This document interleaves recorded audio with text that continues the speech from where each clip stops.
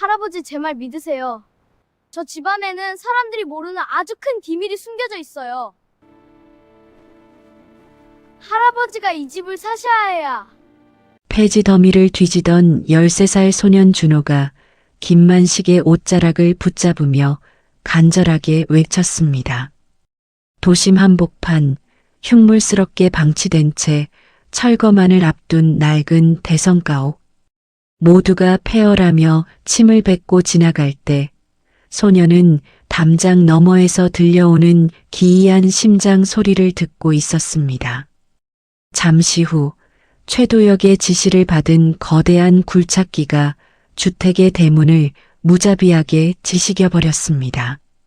하지만 집이 무너지려는 찰나 땅속 깊은 곳에서 거대한 짐승의 포효 같은 진동이 울려 퍼지기 시작했죠. 야! 저건 뭐야! 바닥에서 왜 물이 솟구쳐! 당황한 용역들의 비명과 함께 낡은 주택의 마당은 순식간에 탐욕을 집어삼키는 거대한 늪으로 변해버렸습니다. 이 낡은 기와집 아래 도대체 무엇이 잠들어 있기에 소년과 노인은 목숨을 걸고 이곳을 지키려 하는 걸까요? 수백 년의 침묵을 깨고 드러난 황금빛 진실과 그 뒤에 숨겨진 추악한 음모. 한 소년의 천재적인 감각이 깨워낸 경이로운 기록이 지금 펼쳐집니다. 오늘의 사연 시작합니다. 도심의 화려한 고층 빌딩들이 하늘을 찌를 듯 솟아있는 풍경 뒤편으로 시간이 멈춘 듯한 재개발 구역이 덩그러니 남겨져 있습니다.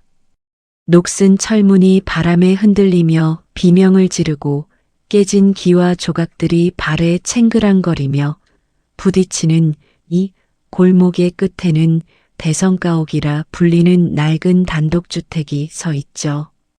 한때는 고관대작이 살았을 법한 웅장한 대문은 이제 칠이 벗겨져 흉물스럽고 마당을 점령한 잡초들은 무덤의 수위처럼 집 전체를 덮고 있습니다.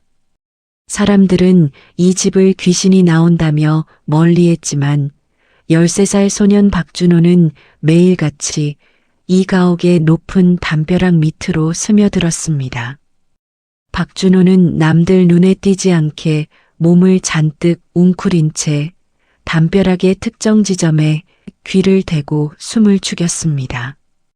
박준호의 손에는 폐지 더미에서 주운 가느다란 금속 막대기가 하나 들려 있었는데 박준호는 그것을 벽면에 대고 아주 미세하게 툭툭 건드리기 시작했습니다. 박준호의 눈동자가 초점을 잃은 듯 흐릿해지더니 머릿속에서는 지표면 아래에서 들려오는 육중한 울림이 도면처럼 그려지기 시작했죠. 박준호가 금속 막대를 통해 전달되는 진동을 온몸으로 감각하며 낮은 목소리로 혼잣말을 내뱉었습니다. 여기는 그냥 흙이 아니야. 저 밑에는 거대한 돌판이 깔려 있어. 숨을 쉴 때마다 바닥이 아주 조금씩 떨리고 있단 말이야. 박준호는 낡은 수첩을 꺼내 주택의 평면도를 그리며 소리가 유독 깊게 공명하는 지점을 X표로 표시했습니다. 주변 공사 현장의 굴착기 소음이 고막을 때렸지만 박준호에게는 오직 대성가옥의 심장부에서 들려오는 신비로운 맥박 소리만이 선명하게 들렸습니다. 그때 등 뒤에서 거친 숨소리와 함께 리어카 끄는 소리가 들리더니 그림자가 박준호를 덮쳤습니다. 은퇴한 건설업자 김만식이 폐지가 가득 담긴 리어카를 멈춰 세우고는 담벼락에 붙어있는 박준호를 매서운 눈초리로 내려다보았습니다. 김만식은 한때 이 도시의 절반을 세웠다고 호령하던 거물이었지만 지금은 가족을 잃은 상실감에 젖어 폐지를 줍는 노인에 불과했죠. 김만식이 목에 두른 수건으로 땀을 닦아내며 껄끄러운 목소리로 말했습니다. 얘야, 남의 집 담벼락에서 뭐 하는 짓이냐? 여긴 곧 무너질 집이라 위험하다니까 어서 물러나거라. 박준호는 깜짝 놀라 뒤를 돌아보았지만 이내 평정을 되찾고 김만식의 눈을 똑바로 응시했습니다. 박준호가 금속 막대로 주택의 기둥 아랫부분을 가리키며 대답했습니다. 할아버지, 이 집은 무너지지 않아요. 보시는 것보다 훨씬 깊고 단단한 뿌리가 이 밑에 박혀 있거든요. 김만식이 코웃음을 치며 리어카 손잡이를 다시 잡으려다 박준호의 진지한 표정에 멈칫했습니다. 뿌리라니 무슨 헛소리를 하는 게냐? 내가 평생 집만 짓고 산 사람인데 이 집은 집안이 약해서 철거 일순이란 말이다. 박준호가 김만식의 옷자락을 붙잡고는 담벼락에 깨진 틈으로 김만식의 손을 이끌어 그 안에 석재를 만지게 했습니다. 만져보세요. 이건 요즘 쓰는 시멘트가 아니에요. 저 밑바닥에는 수백 년을 견딘 정초석이 이 집 전체를 떠받치고 있다고요. 김만식은 거친 손가락으로 석재의 결을 훑어내리다 안경을 고쳐 쓰고 눈을 가늘게 떴습니다. 김만식이 석재의 문양을 유심히 살피더니 경악 섞인 목소리로 말했습니다. 이건 왕실 건물을 지을 때나 쓰는 전돌이 아니냐? 왜 이런 낡은 주택 밑에 이런 게 박혀 있는 거지? 김만식의 목소리가 떨리기 시작했고 박준호는 그 기회를 놓치지 않고 김만식에게 더 가까이 다가갔습니다. 할아버지, 제 말 믿으세요. 저 집 안에는 사람들이 모르는 아주 큰 비밀이 숨겨져 있어요. 할아버지가 이 집을 사셔야 해요. 한편 골목 입구에는 번쩍이는 검은색 승용차가 흙먼지를 일으키며 멈춰 섰습니다. 개발업자 최도혁이 차에서 내려 금태 안경을 매만지며 대성가옥의 대문을 차갑게 쳐다보았습니다. 최도혁은 재개발 구역의 실세로서 이 낡은 가옥을 허물고 그 자리에 고층 빌딩을 세울 계획을 세우고 있었죠. 최도혁이 뒤따라 내리는 비서에게 서류를 건네받으며 낮은 목소리로 말했습니다. 내일까지 집행관들 배치해서 강제 퇴거 절차 밟아. 소유주가 불분명하다고 했지?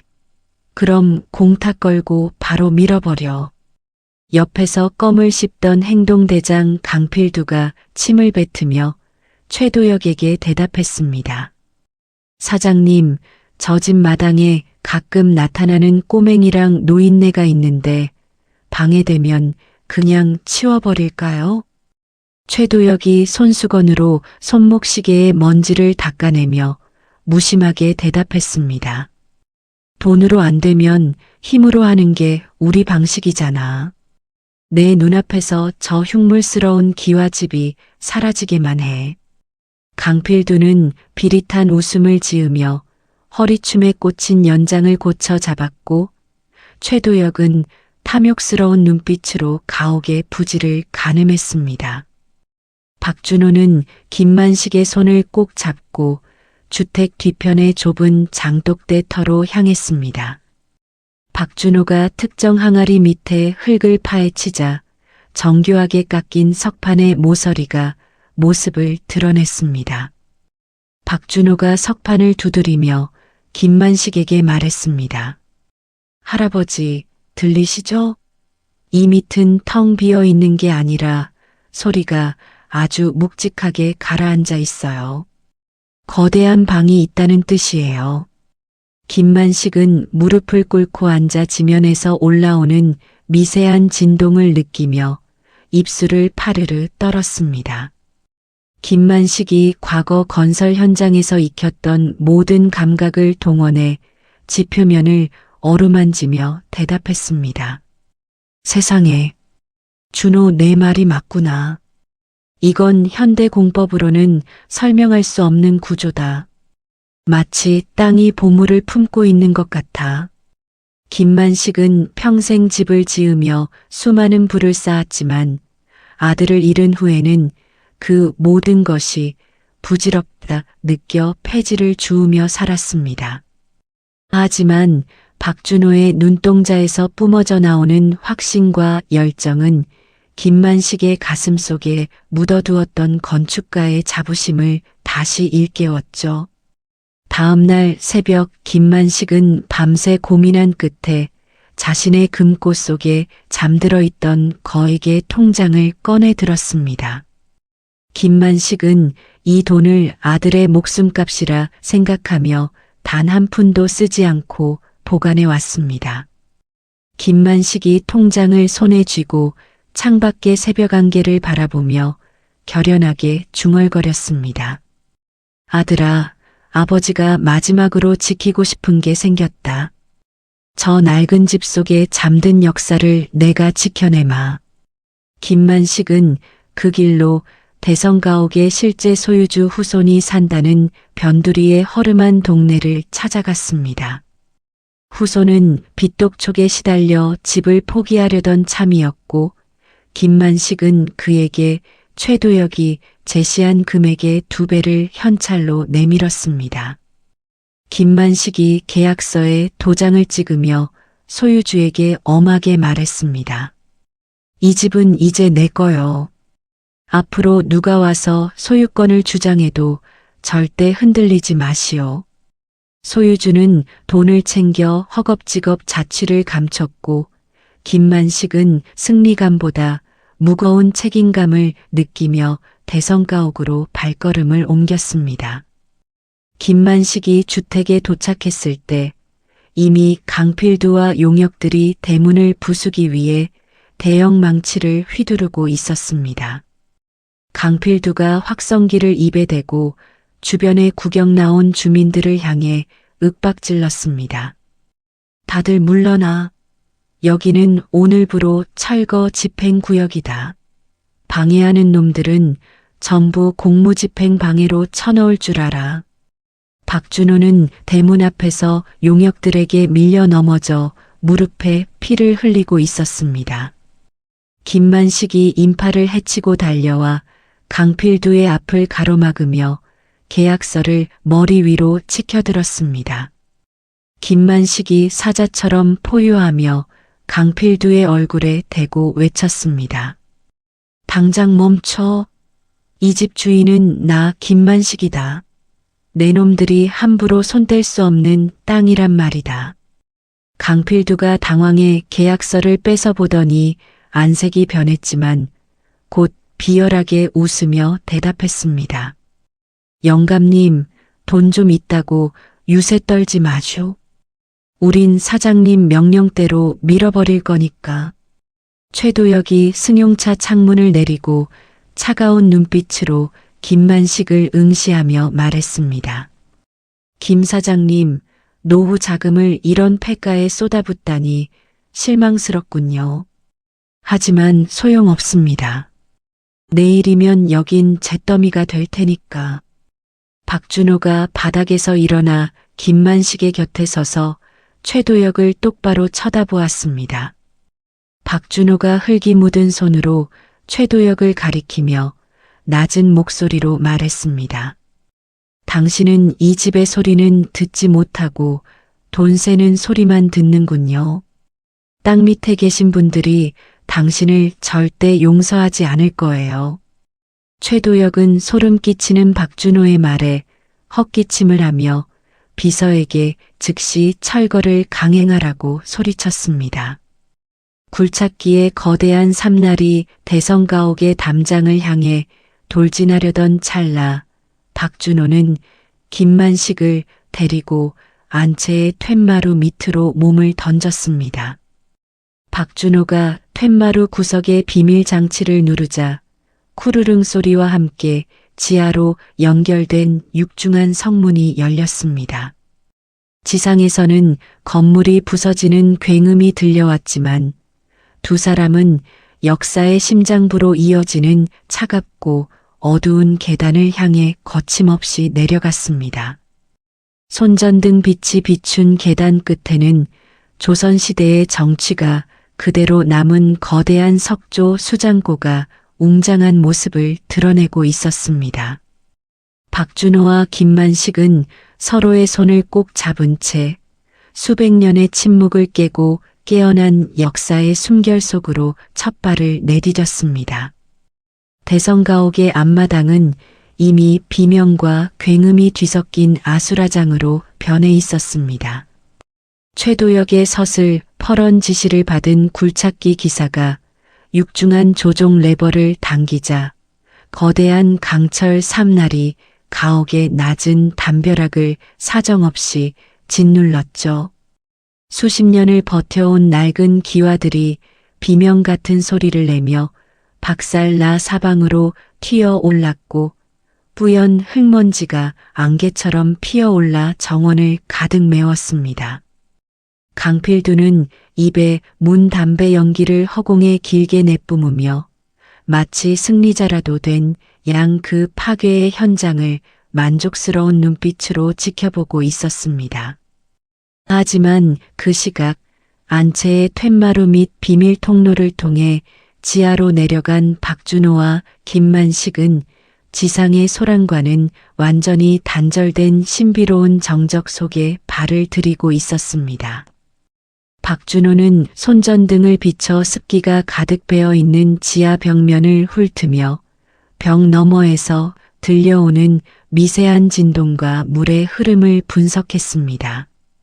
박준호가 차가운 돌벽에 귀를 바짝 대고 심각한 표정으로 울림을 확인하더니 옆에 서 있던 김만식의 소매를 다급하게 잡아당기며 말했습니다.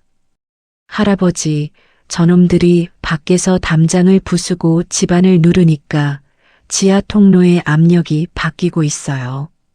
이대로 두면 지하 수로가 막혀서 수장고 내부 기압이 폭발할지도 몰라요.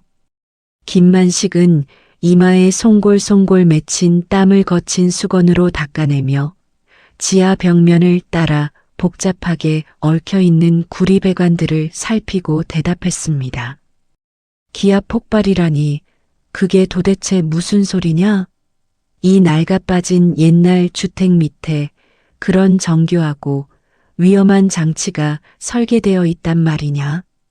박준호가 배관 끝에 달린 녹슬어 검게 변한 낡은 무쇠 밸브를 가리키며 눈을 번뜩이며 다시 말을 이었습니다.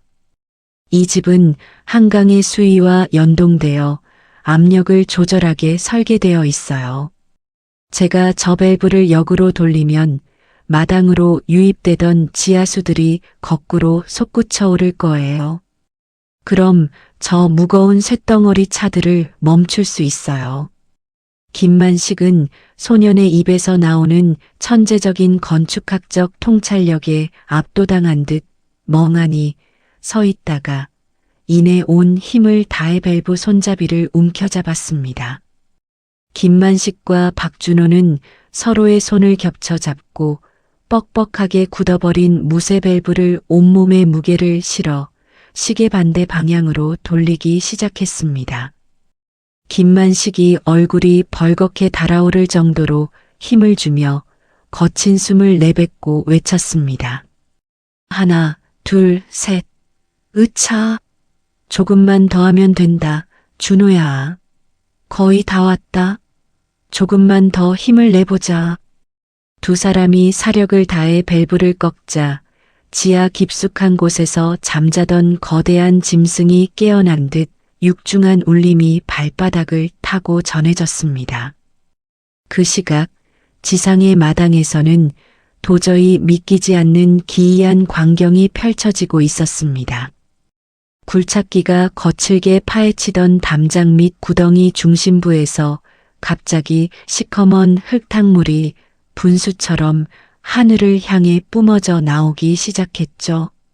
단단했던 마당의 흙바닥은 쏟아져 나온 엄청난 양의 물과 섞여 순식간에 발이 푹푹 빠지는 깊고 끈적한 진흙탕으로 변해버렸습니다.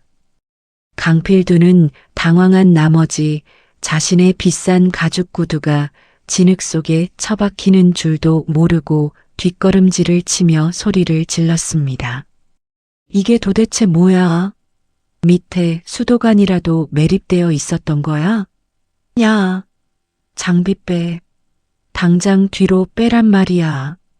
하지만 굴착기는 후진 레버를 당길수록 거대한 바퀴가 비명 같은 금속음을 내며 뻘 속으로 더 깊숙이 빨려 들어갈 뿐이었습니다.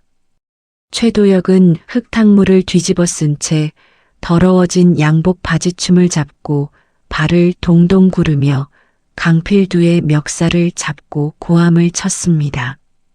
강 팀장, 이 꼴이 뭐야? 겨우 낡은 집 하나 허무는데 왜 이렇게 소란스럽냐고. 당장 양숙이 불러서 저 구덩이 물 다 퍼내란 말이야. 최도혁의 고함에도 불구하고 물줄기는 멈출 기미를 보이지 않았고 마당에 세워져 있던 용역들의 차량까지 지늘게 주저앉기 시작했습니다. 그때 소란스러운 골목 어귀에서 문화재 조사관 오세린이 경찰들과 함께 나타나 대성가옥의 대문을 가로막았습니다. 오세린은 박준호가 미리 메시지로 보내주었던 유물 파편의 사진이 선명하게 담긴 태블릿 PC를 하늘 높이 치켜들며 단호하게 외쳤습니다. 모두 하던 일을 멈추세요. 저는 문화재청 소속 오세린 조사관입니다. 이 대성가옥 지하에서 조선 왕실의 국보급 유물 흔적이 공식적으로 포착되었습니다. 최도혁이 젖은 머리카락을 쓸어넘기며 비열한 비웃음을 흘리더니 진흙을 털어내며 오세린에게 천천히 다가갔습니다. 조사관님, 의욕이 너무 과하시네. 여긴 내 돈 주고 산 내 땅이고 내가 정당하게 철거하는 중인데 무슨 뚱딴지 같은 돌덩이 타령입니까? 방해하면 공무집행 방해로 즉시 고소할 줄 아쇼. 오세린은 눈 하나 깜짝하지 않고 최도혁의 젖은 가슴팍에 붉은색 직인이 찍힌 공사 중단 명령서를 팍 꽂으며 대답했습니다. 이미 긴급 사적 지정 절차에 들어갔습니다. 지금 이 순간부터 이 가옥을 단 1cm라도 훼손하는 행위는 문화재 보호법 위반으로 현행범 체포 대상입니다. 최도혁의 안색은 순식간에 흑빛으로 변해버렸고 강필두는 뒤에 선 경찰들의 매서운 눈빛에 눌려 손에 쥐고 있던 쇠지렛대를 슬그머니 바닥으로 떨어뜨렸습니다. 지하 수장고 입구에 다시 도달한 박준호와 김만식은 지상의 소동을 뒤로하고 드디어 육중한 성문 앞에 섰습니다. 성문 중앙에는 금방이라도 살아 움직일 듯 정교하게 조각된 해태 문양이 위험 있게 자리 잡고 있었고 가 벌어진 입속에 작은 구멍이 뚫려 있었죠. 김만식은 손전등을 비춰 문양을 조심스럽게 어루만지며 마치 경외심에 찬 어린아이처럼 떨리는 목소리로 말했습니다. 세상에, 이건 일개 석공이 만든 게 아니라 나라의 명장이 혼을 담아 지은 것이로구나. 준호야, 이걸 도대체 어떻게 열어야 하느냐?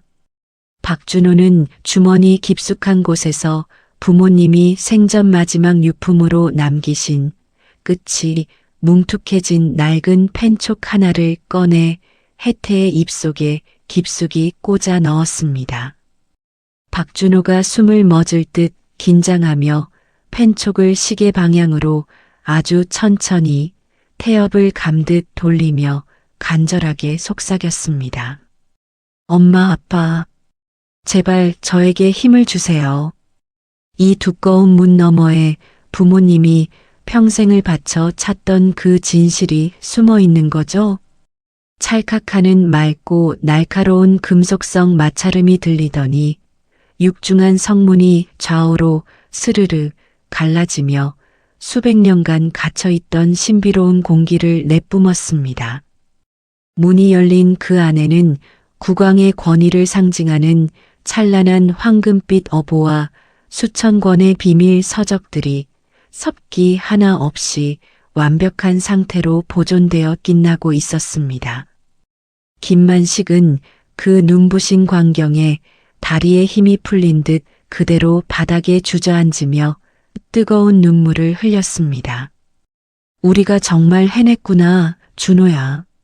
내 부모님이 목숨을 걸고 끝까지 지키려던 이 나라의 소중한 보물을 우리가 드디어 찾아냈단 말이다. 박준호는 황금 보물보다 서가 구석에 놓인 낡은 가죽 가방과 연구 노트를 발견하고는 자석에 이끌리듯 다가가 그것을 집어들었습니다. 그 노트의 첫 장에는 사랑하는 나의 아들 준호에게라는 글귀가 부모님의 친필로 선명하게 적혀 있었고 박준호는 그 노트를 가슴이 미어지도록 꼭 껴안았습니다. 지상에서는 최도혁의 비명 섞인 고함과 경찰차의 사이렌 소리가 점점 멀어지고 있었지만 지하 수장고의 깊은 침묵 속에서 소년과 노인은 역사의 거대한 숨결을 공유하고 있었습니다.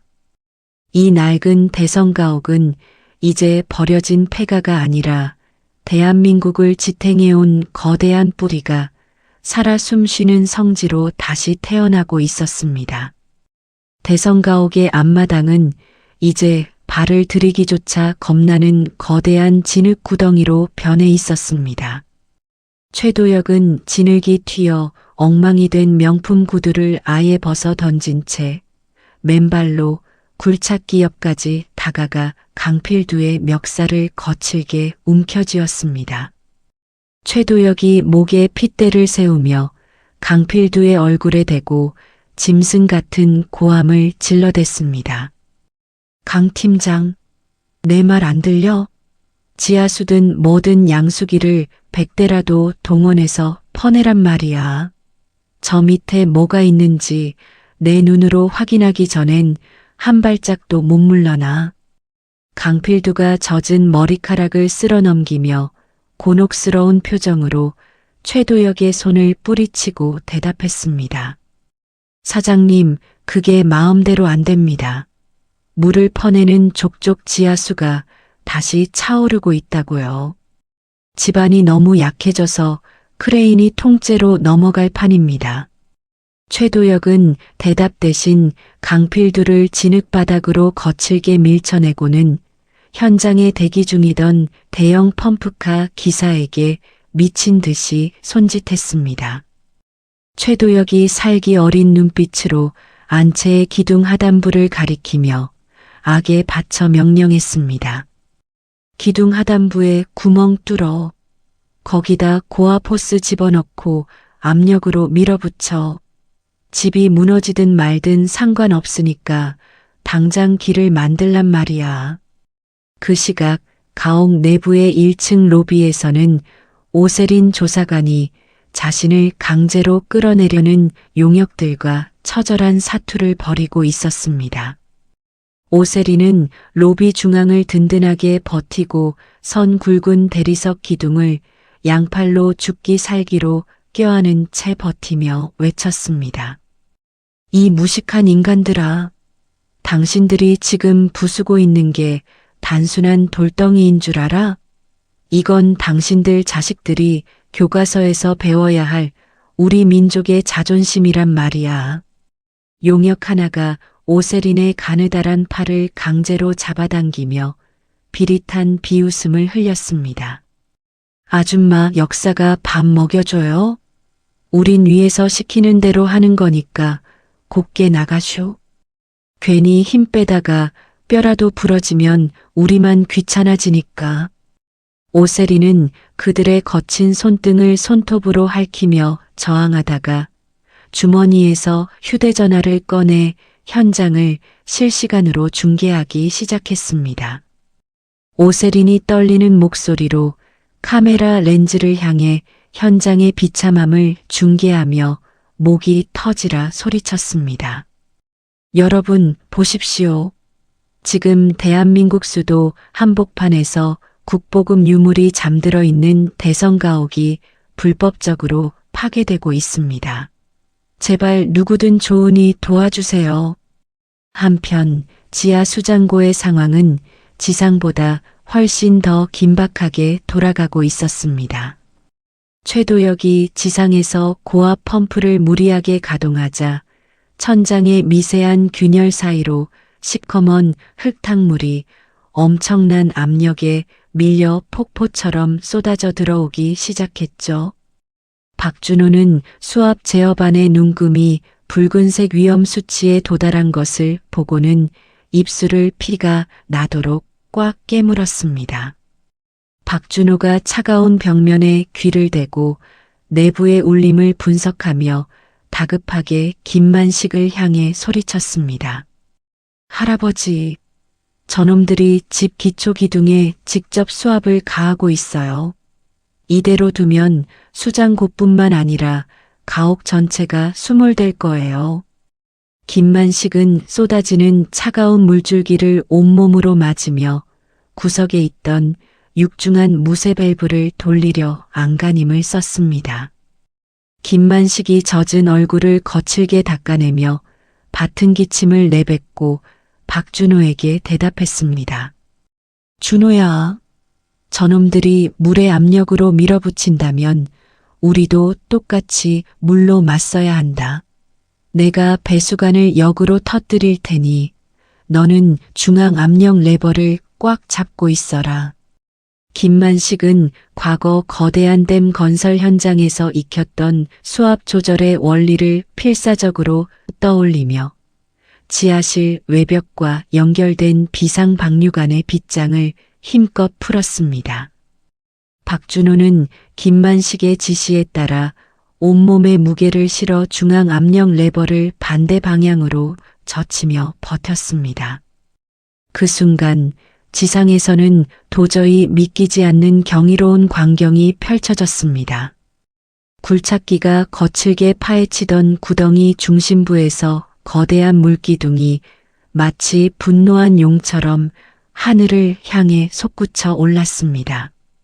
강력한 수압에 밀려 굴착기의 거대한 강철 삼날이 힘없이 뒤로 튕겨나갔고 마당을 점령했던 용역들은 비명을 지르며 사방으로 흩어졌죠. 최도혁은 머리 위로 쏟아지는 차가운 물세례를 정면으로 맞으며 멍한 표정으로 그 광경을 바라보았습니다. 하늘로 치솟은 물기둥 끝에는 진흙에 섞여 올라온 청자 파편과 녹그릇들이 오후의 햇빛을 받아 찬란하게 반짝이고 있었습니다. 최도혁이 넋이 나간 사람처럼 바닥에 떨어진 청자 조각을 주워들며 미친 듯이 중얼거렸습니다. 정말로 저 밑에 있었단 말인가. 우리 할아버지가 일기장에 써놓았던 그 비밀 창고가 실제로 존재했어. 그때 저 멀리 골목 끝에서 낡은 트럭 한 대가 요란한 경적을 울리며 미친 듯이 달려왔습니다. 고물상 박 씨가 운전석에서 내려 확성기를 높이 들고 동리가 떠나가라 소리치기 시작했습니다. 동네 사람들, 대성가옥 밑에서 진짜 우리 보물이 나왔소. 저 탐욕스러운 놈들이 우리 동네의 역사를 깡그리 부수려고 하오. 트럭 짐칸에서는 백발이 성성한 노인들이 하나둘씩 비장한 표정으로 내리기 시작했습니다. 그들은 대성가옥이 지금의 모습으로 지어지기 전부터 이 터를 지켜온 원주민들이자 지하 수장고의 전설을 부모님께 듣고 자란 역사의 산증인들이었죠. 노인들은 서로의 굽은 팔을 짓눌러 잡으며 대성가옥의 대문 입구를 겹겹이 에워싸고 단단한 인간 띠를 만들었습니다. 한 할머니가 떨리는 손으로 지팡이를 휘두르며 강필두의 앞을 가로막고 호통을 치며 외쳤습니다. 이 천벌을 받아 마땅할 놈들아. 우리 조상님들이 목숨 걸고 지켜온 나라의 보물이야. 어디서 감히 천박한 쇳덩이를 휘둘러. 강필두가 당황해 노인들을 거칠게 밀쳐내려 하자 박 씨가 트럭에서 뛰어내려 강필두의 뒷덜미를 낚아챘습니다. 박 씨가 강필두의 얼굴에 침을 뱉으며 험악한 목소리로 말했습니다. 어이, 강 팀장. 집에 있는 내 자식 보기에 부끄럽지도 않냐? 여기 계신 어르신들 손끝 하나라도 건드리면 내 손에 죽을 줄 알아. 지하 수장고 안에서는 박준호와 김만식이 마지막 관문을 통과하고 있었습니다. 수압이 안정되자 박준호는 수장고 중앙에 놓인 거대한 황금 어보를 정성스럽게 낡은 천으로 감싸 안았습니다. 박준호가 가늘게 떨리는 목소리로 김만식을 바라보며 말했습니다. 할아버지, 이제 이분들을 따뜻한 햇빛이 비치는 곳으로 모셔야 해요. 더 이상 어두운 땅 속에 외롭게 계시게 할 순 없어요. 김만식은 힘겹게 거친 숨을 몰아쉬며 박준호의 젖은 어깨를 툭툭 두드려 격려해 주었습니다. 김만식이 인자한 미소를 지으며 박준호에게 대답했습니다. 그래, 준호야. 네가 이 보물들이 세상으로 나갈 길을 열어준 거란다. 내 부모님도 지금 하늘에서 너를 아주 대견하게 보고 계실 게다. 두 사람은 서로의 어깨를 부축하며 차가운 물이 무릎까지 차오른 지하 계단을 한 걸음씩 천천히 밟고 올라갔습니다. 오세린의 실시간 생중계 영상이 온라인상에서 수만 개의 공유를 기록하며 박물관 관계자들과 학계 인사들을 현장으로 불러 모았습니다. 멀리서 들려오는 경찰차의 날카로운 사이렌 소리에 최도혁의 안색은 순식간에 흙빛으로 변했습니다. 최도혁은 주머니에 숨겨두었던 친일 문서를 불태우려 다급하게 라이터를 켰지만 쏟아진 물에 젖어 불꽃은 좀처럼 일어나지 않았죠. 오세린이 다가와 최도혁의 손에 들린 문서를 단호하게 낚아채며 서늘한 목소리로 말했습니다. 최 사장님, 이건 이제 당신 소유가 아니라 국가의 소중한 자산입니다. 당신 가문의 추악한 비밀도 이 눈부신 유산도 모두 엄중한 세상의 심판을 받게 될 겁니다. 최도혁은 힘없이 진흙바닥에 주저앉았고 그 위로 대성가옥의 낡은 편액이 힘없이 떨어져 내렸습니다. 지상으로 올라온 박준호와 김만식은 눈부신 햇살 아래 모인 수많은 사람을 마주했습니다. 박준호의 품에 안긴 황금 어보가 오후의 강렬한 태양빛을 받아 찬란하게 빛나는 순간 현장에 모인 모든 이들이 약속이라도 한 듯 숨을 죽였습니다.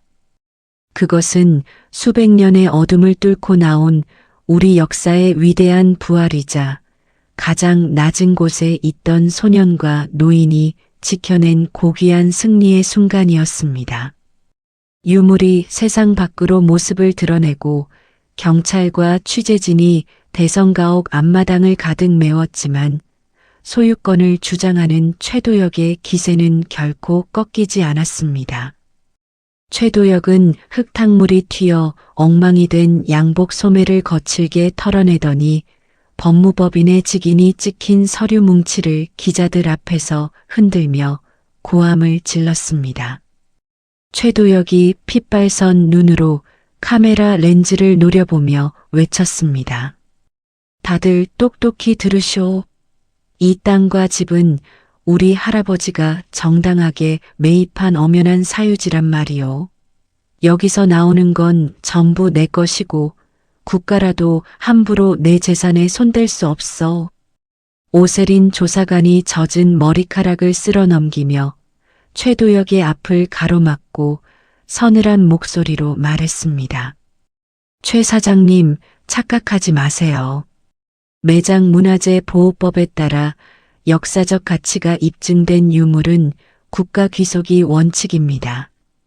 당신이 주장하는 소유권은 이제 법적 검토가 아니라 수사 대상일 뿐이에요. 최도혁이 비릿한 웃음을 지으며 오세린의 얼굴 가까이 다가와 침을 뱉듯 말했습니다. 법적 검토? 내 뒤에 어떤 어르신들이 있는지 알고 그런 겁 없는 소리를 하는 거야? 내일 아침이면 당신 목이 날아갈 텐데 어디 끝까지 가보자고. 오세리는 눈 하나 깜짝하지 않고 곁에 있던 수사관에게 유물 상자를 인계하며 당당하게 대답했습니다. 제 목이 날아가기 전에 당신의 그 추악한 가문의 비밀부터 세상에 다 까발려질 겁니다. 각오하는 게 좋을 거예요. 박준호는 혼란스러운 지상의 소음을 뒤로하고 김만식과 함께 다시 지하 수장고 깊숙한 곳으로 발걸음을 옮겼습니다. 박준호는 벽면에 흐르는 미세한 공기의 진동이 유독한 지점에서 회오리 치듯 감긴다는 사실을 예민한 청각으로 포착했습니다. 박준호가 손가락으로 습기가 거의 느껴지지 않는 벽면의 틈새를 가리키며 낮은 목소리로 말했습니다. 할아버지, 여기에요. 이 벽 너머에서 다른 소리가 들려요. 물소리도 아니고 바람 소리도 아닌 아주 오래된 종이가 바스락거리는 소리요. 김만식은 손전등을 비춰 준호가 가리킨 벽면의 이음새를 꼼꼼히 살피며 대답했습니다. 종이 소리라고? 그렇다면 여기가 단순히 금보화를 쌓아둔 창고가 아니라 중요한 국가 기록을 보관하던 서고일 수도 있겠구나. 김만식은 망치를 들어 벽면의 특정 부위를 신중하게 타격했고 육중한 석판이 뒤로 밀려나며 은밀한 밀실이 나타났습니다. 밀실 안으로 들어서자 천장까지 닿을 듯한 나무 서가에 낡은 한지, 뭉치와 가죽으로 장정된 서책들이 빼곡하게 꽂혀 있었습니다. 준호는 서가 구석에 놓인 작은 나무 상자 하나를 발견하고 조심스럽게 뚜껑을 열었습니다. 상자 안에는 세월의 흔적으로 바래진 사진 한 장과 함께 손때 묻은 연구 노트가 들어 있었죠. 박준호가 사진 속 인물들을 확인하고는 가늘게 떨리는 목소리로 중얼거렸습니다. 엄마, 아빠, 여기 계셨던 거예요? 정말로 여기서 이걸 찾고 계셨던 거예요? 김만식은 준호의 곁으로 다가와 사진을 내려다보며 깊은 탄식을 내뱉고 대답했습니다. 준호야, 이분들이 내 부모님이 맞느냐? 이 사진 뒷면을 보거라. 내 이름과 함께 날짜가 적혀 있구나. 사진 뒷면에는 1998년 대성가옥 조사 기록, 김만식 사장님 후원이라는 글귀가 정갈하게 적혀 있었습니다. 김만식은 과거 자신이 후원했던 젊은 학자 부부가 바로 준호의 부모였다는 사실을 깨닫고 바닥에 힘없이 주저앉았습니다. 김만식이 가슴을 쥐어뜯으며 회한의 눈물을 흘리며 말했습니다. 내가 미련했구나. 그때 내가 이 조사를 끝까지 밀어붙였더라면 내 부모님이 그런 사고를 당하지 않았을 텐데. 박준호는 울음을 삼키며 부모님의 연구 노트를 가슴에 꼭 껴안고 김만식의 주름진 손을 잡았습니다. 할아버지 탓이 아니에요. 누군가 우리 부모님을 막으려 했던 거예요. 이 노트에 최도혁의 조부 이름이 적혀 있어요. 그 시각 최도혁은 자신의 화려한 집무실에서 행동대장 강필두를 매섭게 몰아세우고 있었습니다. 최도혁이 책상 위에 비싼 양주병을 바닥에 내던지며 미친 듯이 소리를 질렀습니다. 강 팀장, 그 지하에 서고가 있다는 걸 왜 보고 안 했어? 거기 우리 집안 문서가 있다는 걸 놈들이 알게 되면 내 인생은 다 끝장이라고. 강필두가 깨진 유리 파편을 피하며 당황한 표정으로 대답했습니다. 사장님, 저도 정말 몰랐습니다. 그 애송이 놈이 귀신같이 찾아낸 겁니다. 지금이라도 사람들을 다시 풀어서 가져올까요? 최도혁이 서랍에서 휘발유 통과 라이터를 꺼내 강필두의 가슴에 팍 밀어넣으며 서늘하게 말했습니다. 가져오긴 뭘 가져와. 그냥 다 태워버려. 증거가 없으면 법이고 뭐고 아무 소용없어. 내 말 알아들어? 강필두가 침을 꿀꺽 삼키며 휘발유통을 받아들고 대답했습니다. 하지만 사장님, 지금 현장에 경찰들이 깔려 있습니다. 거기 불을 지르면 저희도 무사하지 못할 텐데요. 최도혁이 강필두의 뺨을 세차게 내리치며 눈을 부라리고 외쳤습니다. 돈은 원하는 대로 줄 테니까 시키는 대로 해. 오늘 밤 안에 그 건물을 잿더미로 만들지 못하면 내 가족들도 무사하지 못할 줄 알아. 어둠이 깊게 깔린 밤 강필두와 용역들은 경찰들의 감시가 소홀해진 틈을 타 가옥의 뒷담을 넘었습니다. 강필두는 미리 확보해둔 지하 환기 배관로를 통해 서고 근처까지 은밀하게 잠입하는 데 성공했습니다. 강필두가 배관 틈새로 휘발유를 들이부으며 부하들에게 수신호를 보냈습니다. 빨리빨리 움직여. 여기저기 골고루 뿌려야 한 번에 확 탄다. 쥐새끼처럼 조용히 움직여. 지하 서고에서 부모님의 노트를 정리하던 박준호는 갑자기 코를 찌르는 역한 기름 냄새에 고개를 번쩍 들었습니다. 박준호가 벽면에 귀를 대고 미세한 액체의 흐름 소리를 감지하며 다급하게 소리쳤습니다. 할아버지, 기름 소리가 들려요. 누군가 위에서 기름을 붓고 있어요. 당장 여기서 나가야 해요. 김만식은 준호를 일으켜 세우며 출구로 향하려 했지만 이미 강필두가 던진 라이터 불꽃이 휘발유를 만나 거대한 화염으로 변해버렸습니다. 순식간에 서고 입구가 불길에 휩싸였고 오래된 종이들이 타들어가며 매캐한 연기가 지하실을 가득 채웠죠. 김만식이 자신의 겉옷을 벗어 물에 적셔 준호의 코와 입을 가려주며 말했습니다. 준호야, 내 말 똑똑히 들어라. 넌 이 노트를 가지고 환기구로 빠져나가야 한다. 할아버지는 뒤따라갈 테니 앞만 보고 뛰어. 박준호가 김만식의 옷자락을 놓지 않으며 울먹이는 목소리로 외쳤습니다. 싫어요. 할아버지랑 같이 갈 거예요. 저 혼자만 살아서 나가지 않을 거란 말이에요. 김만식은 무너져 내리는 불타는 서가를 온몸으로 받쳐내며 준호를 환기구 구멍으로 밀어 넣었습니다. 김만식이 고통을 참아내며 찢어지는 목소리로 마지막 명령을 내렸습니다.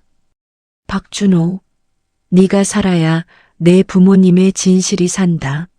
얼른 가. 이건 할아버지의 마지막 부탁이다. 지상에서는 갑자기 대성가옥 지하에서 치솟는 불길을 보고 오세린과 경찰들이 경악하며 달려왔습니다.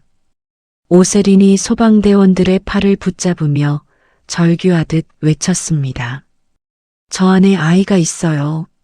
노인 한 분이랑 아이가 아직 못 나왔다고요. 제발 살려주세요. 최도혁은 멀리서 타오르는 불길을 보며 차가운 미소를 지은 채 차에 올라탔습니다. 최도혁이 운전석의 비서에게 나직하고 비열한 목소리로 말했습니다. 이제 증거는 다 사라졌군. 귀찮은 늙은이랑 애송이도 한꺼번에 정리됐으니 아주 깔끔해졌어. 환기구를 통해 기어나온 박준호는 온몸이 그을린 채 바닥에 쓰러져 소방대원들의 품에 안겼습니다. 박준호는 정신이 혼미한 와중에도 품속의 노트를 놓지 않으며 불타는 가옥을 향해 손을 뻗었습니다. 할아버지, 할아버지 아직 안 나왔어요. 제발 우리 할아버지 좀 살려주세요. 제발이요. 소방대원들이 산소 마스크를 씌우려 하자 박준호는 발버둥을 치며 눈물을 흘렸습니다. 잠시 후 무너져 내리는 지하실 입구에서 한 소방관이 의식을 잃은 김만식을 등에 업고 극적으로 탈출했습니다. 김만식은 전신에 화상을 입은 채 미동도 하지 않았고 준호는 그 모습을 보며 세상이 무너지는 듯한 비명을 내질렀습니다. 타오르는 불길 속에서 부모님의 유품은 지켜냈지만 소년에게 남은 유일한 가족인 노인은 차가운 들것 위에서 죽음과 사투를 벌이고 있었습니다. 밤하늘을 붉게 물들인 불꽃은 탐욕의 끝을 보여주는 듯했고 박준호의 슬픈 눈동자에는 복수보다 더 깊은 슬픔이 서려 있었습니다. 차디찬 새벽 공기가 병원 복도를 가득 채우고 있었고 소독약 냄새는 코끝을 찌르며 불길했던 어젯밤의 기억을 되새기게 했습니다. 박준호는 얼굴에 검댕이 묻은 채 중환자실 앞 딱딱한 의자에 앉아 김만식의 신발 한 짝을 품에 꼭 안고 밤을 지새웠습니다. 빨갛게 충혈된 박준호의 눈은 중환자실 문이 작은 유리창만을 뚫어지게 응시하고 있었죠. 오세린 조사관이 따뜻한 우유 한 팩을 박준호의 손에 쥐어주며 곁에 앉았습니다. 오세린이 떨리는 박준호의 어깨를 감싸 안으며 나직한 목소리로 말했습니다. 준호야, 김만식 어르신은 강한 분이시니까 꼭 일어나실 거야. 조금만 기운 차리자, 응? 박준호가 고개도 돌리지 않고 메마른 입술을 떼며 대답했습니다. 할아버지가 저를 밀어낼 때 그 손이 너무 뜨거웠어요. 저를 살리려고 불길을 온몸으로 막으셨단 말이에요. 오세리는 박준호의 무릎 위에 놓인 모서리가 까맣게 탄 연구 노트를 내려다보며 입술을 깨물었습니다. 박준호가 노트를 펼쳐 사진 속 부모님의 얼굴을 쓰다듬으며 다시 말을 이었습니다. 조금만 더 빨리 알았더라면 좋았을 텐데. 우리 엄마 아빠가 왜 그렇게 이 건물을 지키려고 했는지 이제야 다 알 것 같은데. 그 시각 최도혁은 자신의 호화로운 거실에서 뉴스를 지켜보며 여유롭게 와인을 들이키고 있었습니다. 뉴스 화면에서는 대성가옥 화재 사건과 함께 원인 불명의 사고라는 자막이 흐르고 있었죠. 최도혁이 만족스러운 듯 소파에 몸을 깊숙이 묻으며 비서에게 말했습니다. 강 팀장은 해외로 보냈지? 증거도 다 탔고 증인들도 병원 신세니 이제 발 뻗고 자겠군. 비서가 서류 가방을 정리하며 조심스러운 태도로 대답했습니다. 예, 사장님. 하지만 그 꼬맹이가 가지고 나온 노트가 하나 있다고 합니다.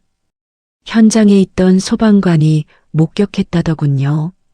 최도혁이 와인잔을 식탁에 거칠게 내려놓으며 눈을 부라리고 외쳤습니다. 노트? 그 불덩어리 속에서 그걸 가지고 나왔단 말이야? 당장 사람 풀어서 그 꼬맹이 손에서 뺏어와. 최도혁은 승리감에 도취했던 마음이 순식간에 불안으로 바뀌는 것을 느끼며 손톱을 물어뜯었습니다. 한편 고물상 박 씨는 병원 로비에서 오세린을 만나 김만식이 맡겨두었던 은행 금고 열쇠를 건넸습니다. 박 씨가 모자를 벗어 만지작거리며 침통한 표정으로 말했습니다. 이게 만식 형님이 저한테 맡기신 겁니다. 혹시라도 본인한테 무슨 일이 생기면 준호한테 주라고 하셨거든요. 오세린이 열쇠를 받아들며 궁금한 듯 박 씨를 바라보며 물었습니다. 이게 무슨 열쇠인가요? 김만식 어르신이 따로 준비해 두신 게 있었나요? 박 씨가 주변 눈치를 살피며 목소리를 낮춰 대답했습니다. 만식 형님이 옛날에 대성가옥 지을 때 참여했던 사람들 명단이랑 최도영 네 집안이 빼돌린 유물 목록을 정리해 두신 모양입니다. 오세리는 이 열쇠가 최도혁의 숨통을 조일 마지막 열쇠라는 사실을 직감하고 박준호와 함께 은행으로 향했습니다. 금고 안에는 낡은 장부 한 권과 함께 박준호에게라고 적힌 편지 한 통이 들어 있었습니다. 박준호가 떨리는 손으로 편지를 읽어내려가는 동안 오세리는 장부의 내용을 확인하며 경악을 금치 못했습니다. 오세린이 장부의 페이지를 넘기며 경악 섞인 목소리로 혼잣말을 내뱉었습니다. 이건 단순한 장부가 아니야. 최도혁의 할아버지가 일제의 유물을 상납하고 받은 보상금 액수까지 적혀 있잖아. 박준호는 김만식의 편지를 가슴에 묻으며 창밖을 내다보았습니다. 김만식의 편지에는 준호야, 너의 부모님은 도망치지 않았다. 그분들은 진실을 위해 마지막 순간까지 펜을 놓지 않았단다라는 구절이 적혀 있었죠. 박준호가 눈물을 닦아내며 오세린을 똑바로 바라보고 단호하게 말했습니다. 선생님, 이 장부를 세상에 보여주세요. 최도혁이 우리 할아버지를 이렇게 만든 대가를 꼭 치르게 할 거예요. 그날 오후 최도혁은 검찰 조사를 받기 위해 출두하던 중 병원 로비에서 오세린과 박준호를 마주쳤습니다. 최도혁이 주위의 기자들을 의식해 억지 미소를 지으며 박준호에게 다가왔습니다. 얘야, 할아버지가 많이 편찮으시다며? 내 마음이 참 안 좋구나. 치료비 걱정은 말고 내가 다 지원해 주마. 박준호가 최도혁의 손을 뿌리치며 차갑고 서늘한 목소리로 대답했습니다. 당신 돈은 필요 없어요. 우리 할아버지가 흘린 피, 우리 부모님이 흘린 눈물, 그거 전부 다 돌려받을 거예요. 최도혁이 당황해 안경을 고쳤으며 헛기침을 하고 말했습니다. 이 녀석이 충격이 커서 헛소리를 하는군. 조사관님, 아이 교육 좀 잘 시키셔야겠어. 오세린이 가방에서 복사한 장부 한 장을 꺼내 최도혁의 가슴팍에 팍 꽂으며 외쳤습니다. 최 사장님, 교육은 당신이 감옥 가서 받으셔야겠는데요.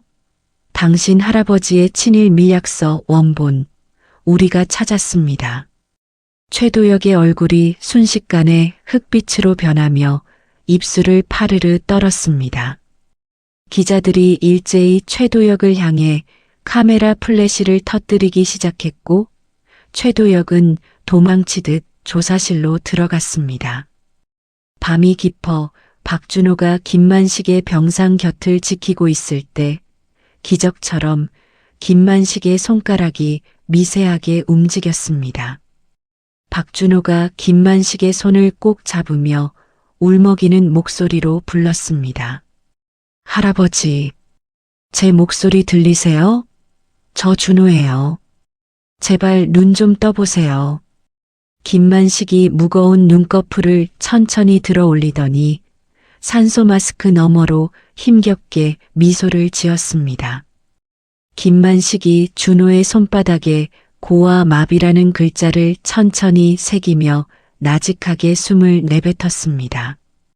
박준호는 김만식의 가슴에 얼굴을 묻고 참아왔던 울음을 터뜨렸습니다. 할아버지, 제가 다 지켰어요. 노트도 지켰고 할아버지도 지켰어요. 그러니까 이제 아프지 마세요. 중환자실의 기계음이 규칙적으로 울리는 가운데 두 사람은 서로의 온기를 나누며 다시 찾아올 아침을 기다렸습니다. 대성가옥은 비록 검게 탔지만 그 밑에 잠들어 있던 진실은 이제 찬란한 빛이 되어 세상을 밝힐 준비를 마쳤습니다. 대성가옥의 검게 그을린 잔에 위로 강화유리 돔이 씌워지고 국가사적지라는 웅장한 편말이 세워진 지도 벌써 한 달이라는 시간이 흘렀습니다. 현장은 여전히 매캐한 탄내와 함께 수백 년의 세월을 견뎌온 고풍스러운 흙내음이 뒤섞여 묘한 긴장감을 자아내고 있었죠. 휠체어에 몸을 의지한 김만식이 가슴에 훈장처럼 남은 화상 흉터를 매만지며 아직 공사가 한창인 마당을 천천히 둘러보았습니다.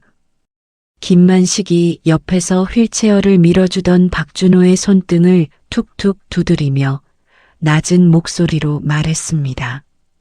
준호야, 저기 기와 지붕 끝을 보거라. 저게 불에 타서 볼품없어 보여도 속은 아직 살아있어. 사람이나 집이나 고난을 겪어야 진짜 속살이 나오는 법이지.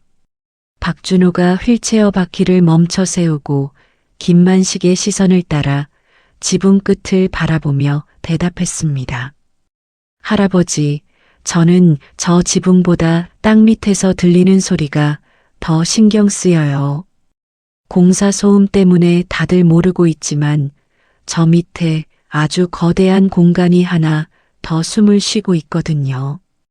김만식이 안경을 고쳤으며 박준호의 얼굴을 유심히 살피더니 의아한 듯 물었습니다. 거대한 공간이라니? 이미 지하 수장고랑 서고까지 다 찾아내지 않았느냐? 거기 말고 또 뭐가 있다는 게냐?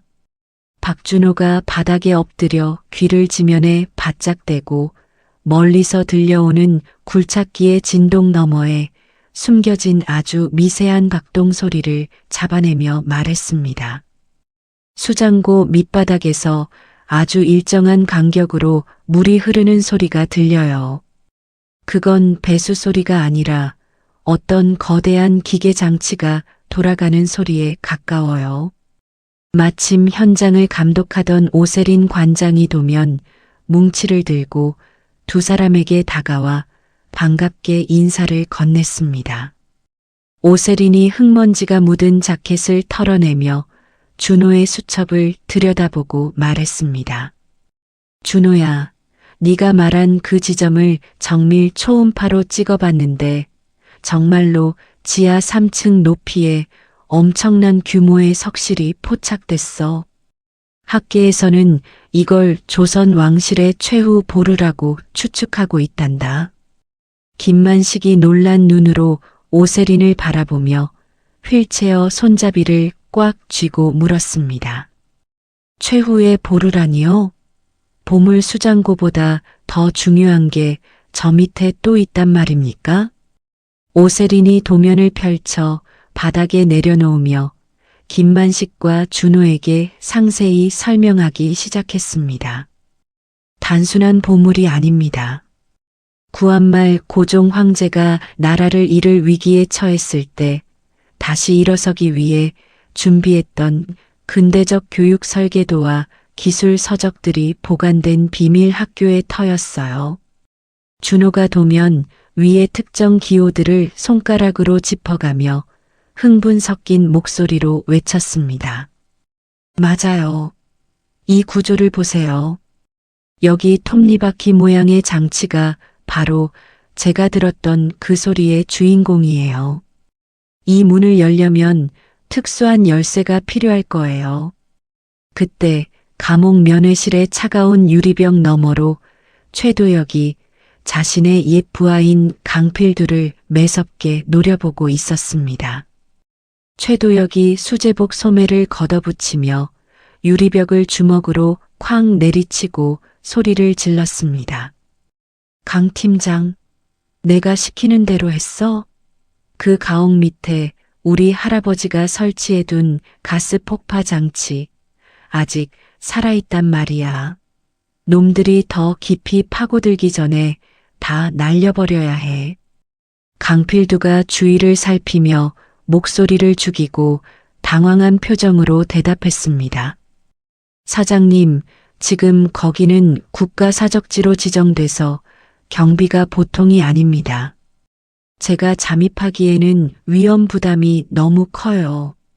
최도혁이 유리벽에 얼굴을 바짝 들이밀며 비열한 미소를 짓고 협박하듯 말했습니다. 위험 부담? 내 자식 놈 유학 자금 누가 대주고 있는지 잊었어? 이번 일만 성공하면 내 지분까지 다 챙겨줄 테니까 수단 방법 가리지 말고 들어가. 강필두가 침을 꼴깍 삼키며 최도혁의 살기 어린 눈빛에 압도당해 고개를 떨구고 대답했습니다. 알겠습니다, 사장님. 개관식 날 인파가 몰리는 틈을 타서 배관실 가스밸브를 조작해 놓겠습니다. 흔적도 없이 사라지게 만들게요. 며칠 뒤 박물관 개관 준비로 어수선한 밤이 되자 준호는 홀로 지하 수장고를 다시 찾았습니다. 준호는 자신의 손목에 채워진 긴만 시계의 낡은 시계를 보며 시계의 초침 소리가 지하 벽면에서 들리는 진동과 일치한다는 사실을 발견했습니다. 준호가 시계를 벗어 벽면의 홈에 끼워 맞추며 김만식에게 전화를 걸어 말했습니다. 할아버지, 찾았어요. 할아버지가 저에게 주신 시계가 단순한 시계가 아니었어요. 이게 바로 지하 석실 문을 여는 태엽이었어요. 만식은 병실 침대에서 몸을 일으키며 떨리는 목소리로 준호에게 대답했습니다. 준호야, 그 시계는 내 아버지가 돌아가실 때 나에게 주시며 절대 멈추게 하지 말라고 당부하셨던 물건이다. 그게 열쇠였다니. 정말 꿈만 같구나. 준호가 시계를 천천히 돌리자 육중한 지하 바닥이 아래로 꺼지며 거대한 돌계단이 끝없이 펼쳐졌습니다. 계단을 내려가자 보물보다 더 찬란한 지식의 보고가 나타났고 준호는 그곳에서 부모님이 마지막으로 남긴 연구 노트의 마지막 장을 발견했습니다. 노트에는 아들 준호야, 진짜 국보는 금붙이가 아니라 미래를 꿈꾸는 너의 눈동자란다라는 눈물겨운 글귀가 적혀 있었죠. 그 순간 지상의 배관실에 잠입한 강필두가 노후된 가스밸브를 강제로 비틀어 열기 시작했습니다. 가스가 새어나오는 치익 소리가 배관을 타고 지하 깊숙한 곳까지 전달되었고 준호의 예민한 청각이 이를 놓칠 리 없었습니다. 준호가 코를 킁킁거리며 공기 중에 섞인 역한 냄새를 맡고 다급하게 소리쳤습니다. 누군가 가스를 풀고 있어요. 석실 안에 있는 이 귀한 서적들이 다 타버릴지도 몰라요. 관장님, 할아버지, 도와주세요. 준호는 도망치는 대신 가스가 새어나오는 배관 구멍을 자신의 셔츠를 찢어 막으며 배관의 진동 소리를 따라 범인이 있는 곳으로 역추적해 올라갔습니다. 지상 배관실에서 가스불을 붙이려던 강필두는 갑자기 환기구에서 들려오는 준호의 날카로운 외침에 놀라 라이터를 떨어뜨렸습니다. 준호가 배관실 문을 박차고 들어와 강필두의 팔을 꽉 붙잡으며 매서운 눈으로 말했습니다. 아저씨, 이 짓을 또 하러 오셨어요? 우리 할아버지를 그렇게 만들고도 부족해서 이 소중한 역사까지 다 태우시려는 거예요? 강필두가 준호를 거칠게 밀쳐내며 다시 라이터를 집어들고 소리쳤습니다. 비켜, 꼬맹아. 나도 살아야 할 거 아냐. 이거 하나만 날리면 난 이제 평생 돈 걱정 없이 살 수 있단 말이다. 그때 휠체어를 탄 김만식이 경비원들과 함께 배관실 입구를 봉쇄하며 나타났습니다. 김만식이 강필두를 향해 지팡이를 휘두르며 호통을 쳤습니다. 강 팀장, 내 놈이 사람의 탈을 쓰고 어찌 이럴 수 있단 말이냐. 당장 그 라이터 내려놓지 못해. 강필두는 포위망이 좁혀오자 당황해 창문을 깨고 도망치려 했지만 이미 준호가 미리 배치해둔 바리케이드에 걸려 바닥으로 고꾸라졌습니다. 경찰들이 들이닥쳐 강필두를 압송하는 동안 준호는 가스 냄새가 진동하는 배관실 안으로 들어가 메인 밸브를 안전하게 잠갔습니다. 준호가 가스에 취해 비틀거리며 밖으로 나오자 김만식은 준호를 품에 꼭 안으며 눈물을 흘렸습니다. 김만식이 준호의 머리를 쓰다듬으며 인자하고 떨리는 목소리로 말했습니다. 준호야, 고생했다. 네가 또 한 번 우리 모두를 살렸어. 너야말로 이 시대의 진정한 영웅이다. 오세린 관장은 지하시설 전체에 비상환기장치를 가동하며 이번 테러 시도가 오히려 지하석실의 존재를 세상에 더 크게 알리는 계기가 될 것이라며 안도했습니다. 대성가옥 지하 깊은 곳에서 발견된 근대 교육의 기록들은 이제 국가의 보물로 지정될 준비를 마쳤고 준호는 부모님이 남긴 유업을 잊게 되었다는 사실에 가슴 벅찬 감동을 느꼈습니다. 사건 해결 후 준호는 만식의 품에 안겨 처음으로 아이처럼 소리내어 울며 그동안 어두운 지하실에서 보낸 고통스러운 시간들을 씻어냈습니다. 어둠을 뚫고 나온 진실은 이제 그 누구도 훼손할 수 없는 거대한 빛이 되어 대성가옥의 밤하늘을 환하게 밝히고 있었습니다. 박물관 개관식을 불과 하루 앞둔 대성가옥의 밤은 적막하다 못해 시릴 정도로 차가운 공기가 감돌고 있었습니다. 새로 단장한 기와지붕 위로는 은은한 달빛이 내려앉아 마치 은빛 비늘처럼 반짝였고 마당 곳곳에 배치된 조명들은 수백 년의 시간을 간직한 주택의 곡선을 우아하게 비추고 있었죠. 김만식은 휠체어 바닥에 담요를 겹겹이 덮은 채 박물관으로 재탄생한 안채의 툇마루 끝에 앉아 깊은 상념에 잠겨 있었습니다. 김만식이 옆에서 전시 안내 책자를 꼼꼼히 살피던 박준호의 손을 천천히 부여잡으며 낮은 목소리로 말했습니다.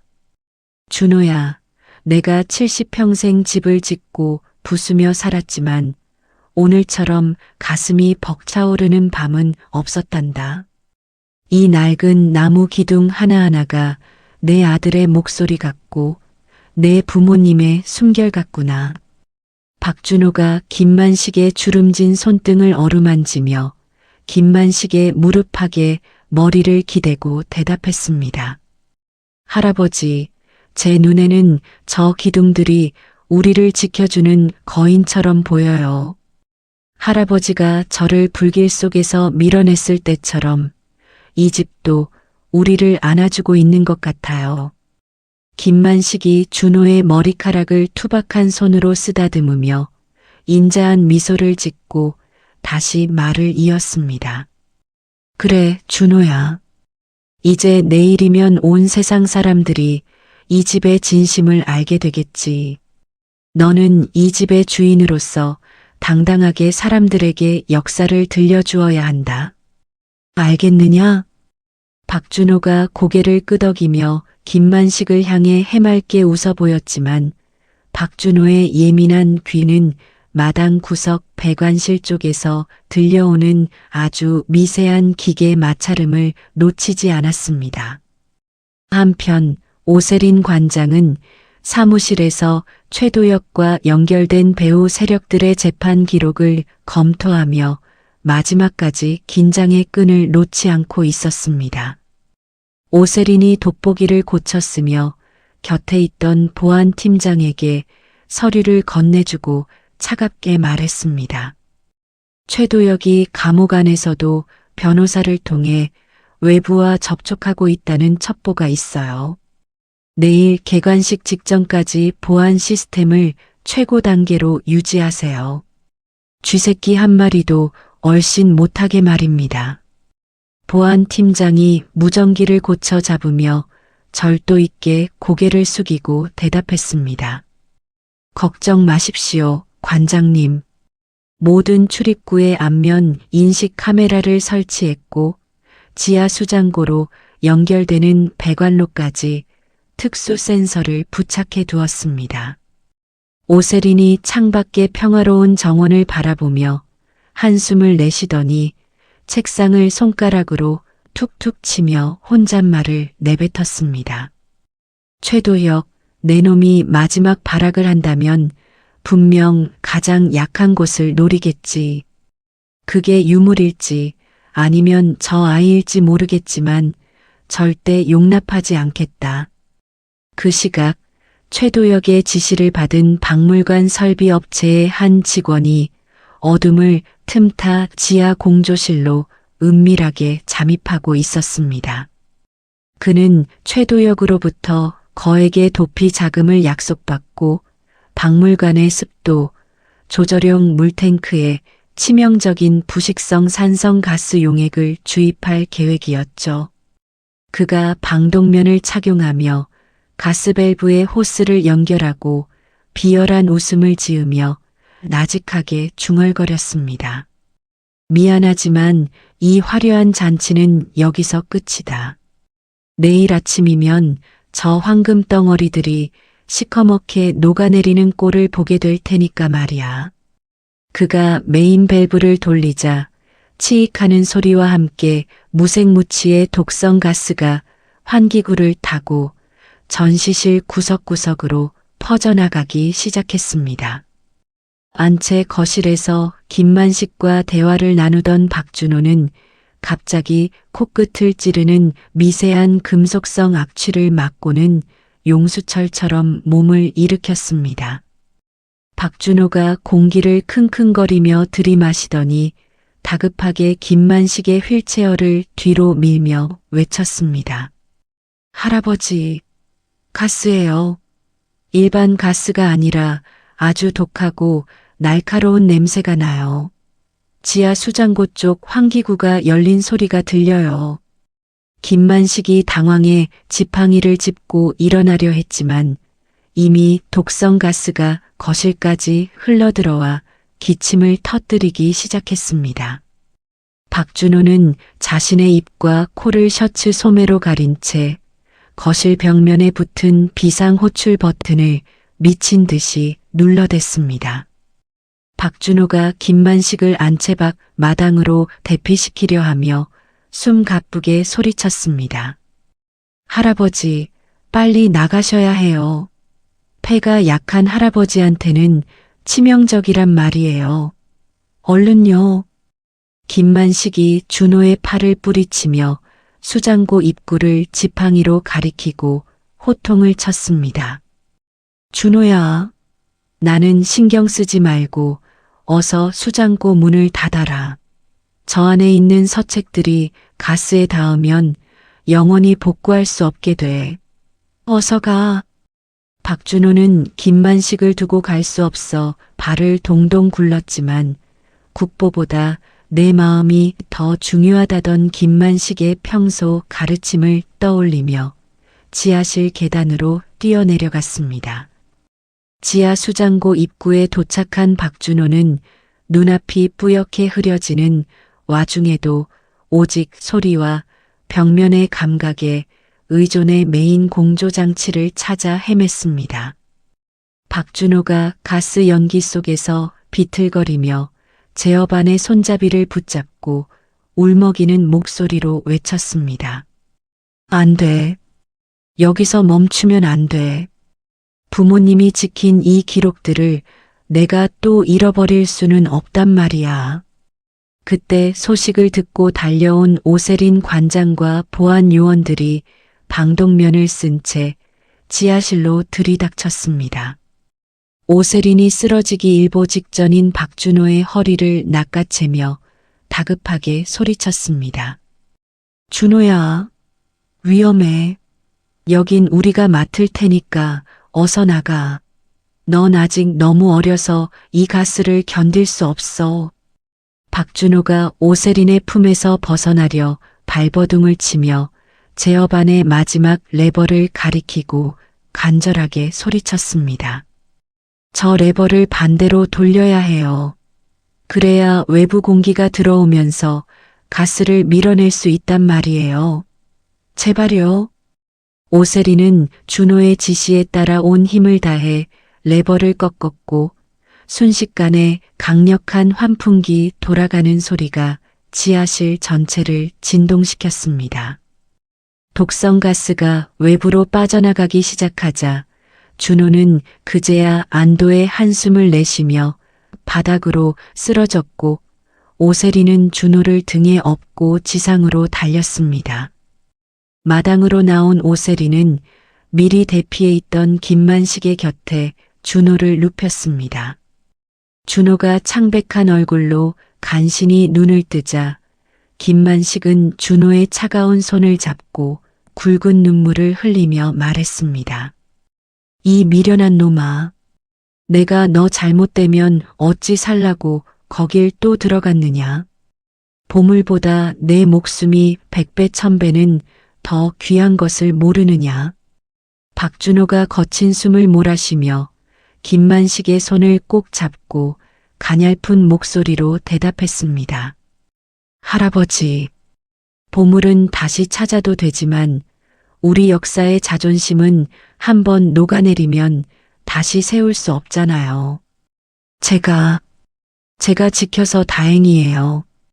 오세린 관장은 현장에서 도주하려던 설비업체 직원을 보안 요원들이 붙잡았다는 무전을 듣고는 최도혁을 향한 분노를 사겼습니다. 오세린이 준호의 머리를 쓰다듬으며 단호한 어조로 두 사람에게 약속했습니다. 걱정 마세요. 내일 개관식은 반드시 열릴 겁니다. 최도혁이 파괴하려 했던 것은 유물이 아니라 우리의 의지였지만 우리는 단 한 줌의 먼지도 허용하지 않았습니다. 밤이 깊어 구급차의 사이렌 소리가 대성가옥을 떠나갈 때 박준호는 들것에 실려가면서도 김만식의 손을 놓지 않았습니다. 준호는 가물거리는 의식 속에서도 마당 한가운데 우뚝 선 대성가옥의 실루엣이 마치 자신을 내려다보며 고맙다고 인사하는 것 같다고 느꼈죠. 지하실의 동문은 사라졌고 다시 돌아온 맑은 밤하늘 아래 박물관은 그 어느 때보다 단단하고 고귀한 자태로 아침을 기다리고 있었습니다. 소년의 용기와 노인의 신념이 지켜낸 것은 단순히 황금 어보가 아니라 그 어떤 산성가스도 녹일 수 없는 숭고한 인간의 마음이었습니다. 박준호는 병원으로 향하는 차 안에서 창밖의 별들을 보며 이제야 부모님께 저 정말 잘했죠? 라고 당당히 물을 수 있을 것 같다는 생각을 하며 평온하게 잠이 들었습니다. 대성가옥의 낡은 기와지붕 위로 눈부신 아침 햇살이 비단결처럼 내려앉으며 박물관으로 새롭게 태어난 대성기억의 전당의 공식 개관일이 마침내 밝았습니다. 어제의 긴박했던 독성 가스 테러 흔적은 오세린 관장과 밤샘 정화 작업에 매진한 직원들의 눈물겨운 노력 덕분에 씻은 듯이 사라졌고 마당 구석의 소나무들은 마치 성전보를 알리듯 푸른 기계를 사방으로 뽐내고 있었죠. 병원에서 응급 처치를 마치고 새벽같이 돌아온 박준호는 정식 도슨트 제복을 차려입고 거울 앞에 서서 삐뚤어진 넥타이를 매만지며 몇 번이고 마른 침을 삼켰습니다. 박준호가 거울 속에 자신을 보며 긴장된 숨을 몰아쉬고 있을 때 등 뒤에서 휠체어를 타고 다가온 김만식이 허허 웃으며 준호의 어깨에 손을 올렸습니다. 김만식이 휠체어 옆에 놓인 지팡이를 짚고 힘겹게 몸을 일으키며 낮은 목소리로 준호에게 말했습니다. 준호야, 넥타이가 그게 뭐냐? 자, 이 할아버지가 해줄 테니 이리 좀 가까이 와보거라. 오늘 네가 세상 사람들에게 들려줄 이야기는 그 어떤 황금 덩어리보다 훨씬 더 빛날 게다. 김만식은 화상 흉터가 남은 투박하고 떨리는 손으로 준호의 넥타이를 정성스럽게 고쳐 매주며 인자하고 깊은 눈빛으로 준호의 얼굴을 오랫동안 올려다보았습니다. 박준호가 김만식의 주름진 손을 가만히 포개 잡으며 상기된 목소리로 김만식을 향해 물었습니다. 할아버지, 사실 지금 가슴이 너무 뛰어서 터질 것만 같아요. 사람들이 저를 보고 고아 소년이라고 비웃으면 어쩌죠? 제가 이 귀한 나라의 유물들을 설명할 자격이 정말 있는 걸까요? 김만식이 준호의 어깨를 꽉 쥐며 단호하고도 따뜻한 목소리로 준호의 눈을 똑바로 맞추고 호통을 치듯 외쳤습니다. 자격이라니. 이 집의 심장 소리를 듣고 저 무서운 불길과 동무 속에서 우리 역사를 구해낸 네가 자격이 없으면 도대체 누가 있단 말이냐? 넌 이제 버려진 고아 박준호가 아니라 이 나라의 보물을 지켜낸 수호자란다. 박준호는 김만식의 격려에 가슴속 깊은 곳에서 뜨거운 불꽃이 올라오는 것을 느끼며 눈에 고인 눈물을 소매로 닦고 씩씩하게 고개를 끄덕였습니다. 개관식이 시작되자 정계와 학계의 주요 인사들 그리고 그동안 대성가옥의 소식을 뉴스에서 지켜봐 온 수많은 시민이 담장 밖까지 길게 줄을 서며 마당을 가득 메웠습니다. 오세린 관장이 단상에 올라 마이크를 잡고 현장의 엄숙한 분위기를 주도하며 청중들을 향해 맑고 당당한 목소리로 입을 열었습니다. 여러분, 우리는 오늘 단순히 박물관에 전시된 오래된 물건들을 구경하러 이 자리에 모인 것이 아닙니다. 탐욕이 무너뜨리려 했던 진실을 한 소년의 용기와 한 노인의 신념이 어떻게 지켜냈는지 그 위대한 증거를 보러 오신 겁니다. 오세린이 박준호를 단상 위로 소개하자 청중들 사이에서 우레와 같은 박수 소리가 터져나왔고 준호는 수줍은 미소를 지으며 떨리는 걸음으로 마이크 앞에 섰습니다. 박준호가 품속에서 까맣게 그을린 부모님의 낡은 연구 노트를 꺼내 보이며 청아하고 힘 있는 목소리로 관람객들을 향해 말했습니다. 제가 처음 이 집 담벼락에 귀를 댔을 때 집은 저에게 울고 있다고 말했습니다. 보물은 땅 밑에 갇혀 있고 우리 역사의 진실은 불타 없어질 위기에 처해 있었으니까요. 박준호가 지하 수장고 입구를 가리키며 그곳에 얽힌 부모님의 희생과 김만식 할아버지의 헌신을 하나하나 이야기하자 현장은 약속이라도 한 듯 숙연한 침묵에 잠겼습니다. 사람들은 저 밑에 있는 황금 어보가 국보라고 말하지만 제가 이 집에서 배운 진짜 국보는 따로 있습니다. 그것은 역사를 잊지 않으려는 마음 그리고 소중한 가치를 위해 자신을 던질 줄 아는 바로 우리 자신입니다.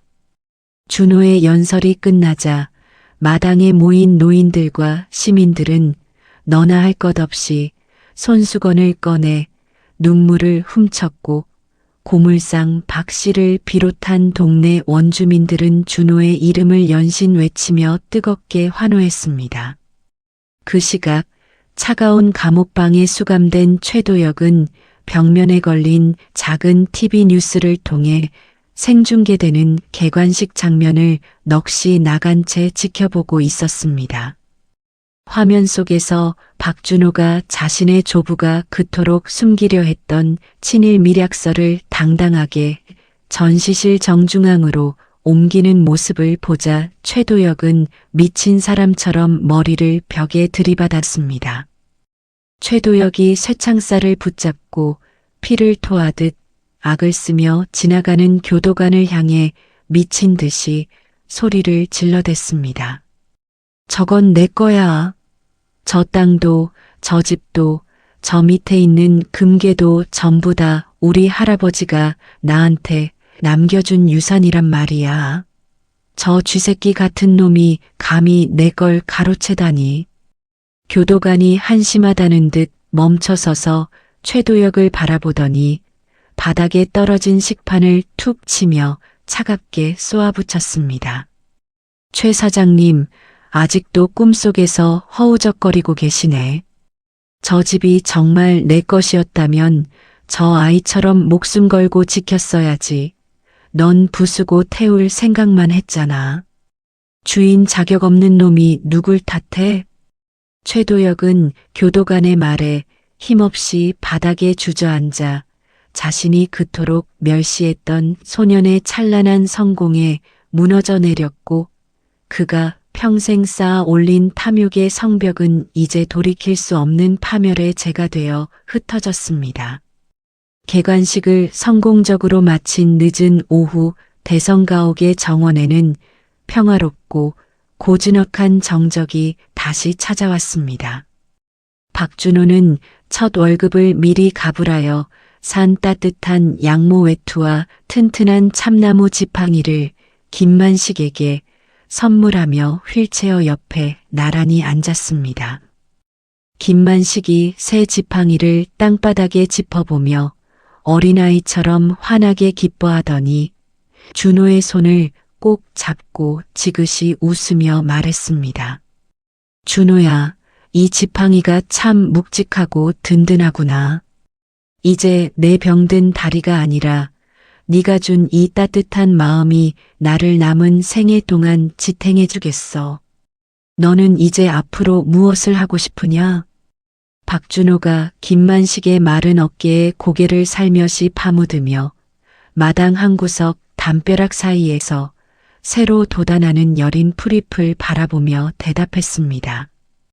저는 이 집의 도슨트로 평생 남아서 사람들에게 이야기를 들려주고 싶어요.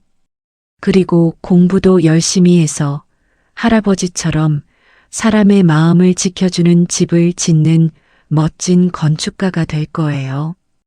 김만식이 대견한 듯 준호의 등을 두드려주며 노을이 지는 먼 산을 바라보며 구수하고 묵직한 목소리로 마지막 당부를 건넸습니다. 그래, 준호야. 집은 시멘트나 벽돌로 짓는 게 아니라 사람의 이야기와 진심으로 지어야 하는 법이다. 네가 지을 미래의 집들은 이 대성가옥처럼 언제나 따뜻하고 단단할 게다. 오세린 관장은 박물관 정문 입구에 세울 비석의 문구를 최종적으로 정리하며 준호와 만식을 향해 흐뭇하게 미소 짓고는 붓펜을 들어 글자를 써내려갔습니다. 비석에는 가장 위대한 보물은 화려한 황금 장식이 아니라 그것을 지키려 했던 이름 없는 이들의 숭고한 순결이다라는 글귀가 정교하게 새겨졌습니다.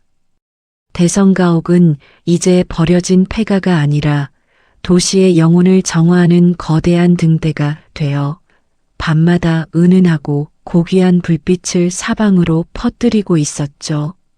준호는 부모님이 남긴 연구 노트를 유리 전시관 정중앙에 배치하며 이제는 부모님을 잃은 슬픔이 아니라 그분들의 고귀한 유산을 이어받은 자부심으로 하루하루를 살아가겠노라 굳게 맹세했습니다. 마당을 가로지르는 시원한 바람이 소나무 가지를 흔들며 기분 좋은 소리를 냈고 준호는 그 소리가 마치 부모님이 하늘에서 들려주시는 자장가처럼 감미롭다고 느꼈습니다. 김만식은 준호의 손을 잡고 박물관 지하로 연결된 굳건한 성문을 함께 어루만지며 자신의 생애 마지막 자락에 얻은 이 기적 같은 인연에 감사하며 조용히 눈을 감았습니다. 노을이 붉게 물든 대성가옥의 기와지붕 위로 별들이 하나둘 나타나 소년과 노인의 정겨운 그림자를 축복하듯 비추고 있었습니다.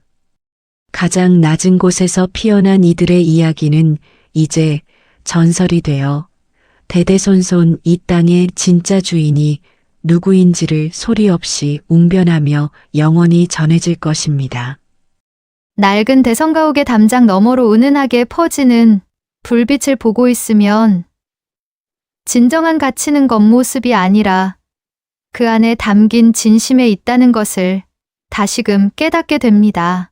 모두가 쓸모없다고 침을 뱉으며 부수려 했던 그 낡은 집이 사실은 우리 역사의 가장 찬란한 보물을 품고 있었던 것처럼 말이죠.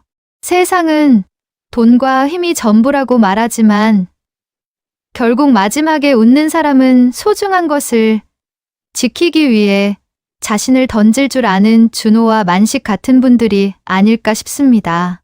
어쩌면 우리 주변에도 아직 발견되지 못한 채 누군가의 손길을 기다리는 대성가옥 같은 인연과 진실들이 숨어 있을지도 모릅니다. 오늘 사연 속의 소년과 노인이 보여준 그 따뜻한 용기가 여러분의 마음속에도 작은 울림이 되었기를 바랍니다. 가장 낮은 곳에서 시작된 이들의 승리가 여러분의 일상에도 큰 힘과 위로가 되었으면 좋겠습니다. 이야기를 끝까지 들어주신 분이 계시다면 잘 들었다고 댓글 하나만 남겨주세요. 감사합니다. 선생님의 가정에 항상 행복이 가득하시고 건강하시길 바랍니다.